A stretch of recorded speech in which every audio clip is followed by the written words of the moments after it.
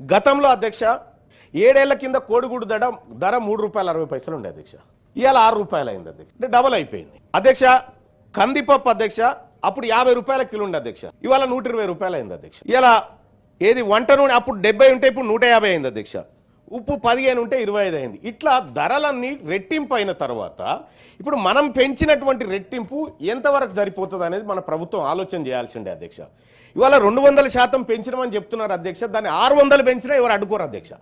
ఎందుకంటే పేద పిల్లలు చదువుకునేటువంటి ఒక కార్యక్షేత్రం కాబట్టి దాన్ని ఇంకా కొంచెం పెంచుకుంటే ఈ బడ్జెట్లో అంచనాలు ఏమైనా పెంచుకునేటువంటి అవకాశం ఉంటే ఇగో ఇక్కడ మాత్రం ఈ పేద పిల్లలు ఎస్సీ ఎస్టీ బీసీ పిల్లలు ఎవరైతే పేద వర్గాలు చదువుతారో ఇక్కడ పెంచుకునేటువంటి అవకాశం ఉంటే రాష్ట్ర ప్రభుత్వం ప్రయత్నం చేయమని సూచన చేస్తా ఉన్న అధ్యక్ష.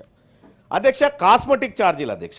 అయితే ఇక్కడ ఇంకో గమనించాల్సినటువంటి అంశం ఏంటంటే అధ్యక్ష, ఇక్కడ పేద పిల్లలకు నెలకు ₹1540 మనం పేద పిల్లల కోసం డైట్ ఛార్జ్ కింద ఇస్తా ఉన్నాం సార్. ఒక నెలకి 1540 సార్. ఈ పిల్లలు రేపొద్దున ఈ దేశానికి ఈ ప్రపంచానికి అక్కడికి వచ్చేటువంటి వాళ్ళలో ఉన్నటువంటి సృజనాత్మక బయటకు వచ్చి వాళ్ళు ఈ దేశానికో మనకో జాతులకు ఉపయోగపడేటువంటి పిల్లలకు నెలకు ₹1540 ఖర్చు పెడతా ఉన్నాం సార్ తిండికి.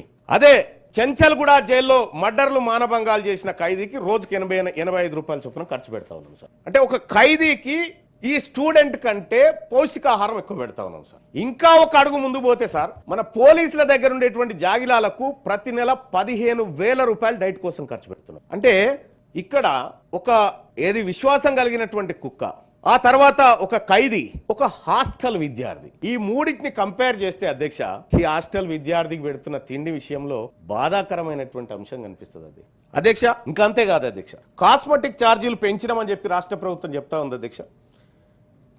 బాలబాలికల విషయంలో కూడా ₹275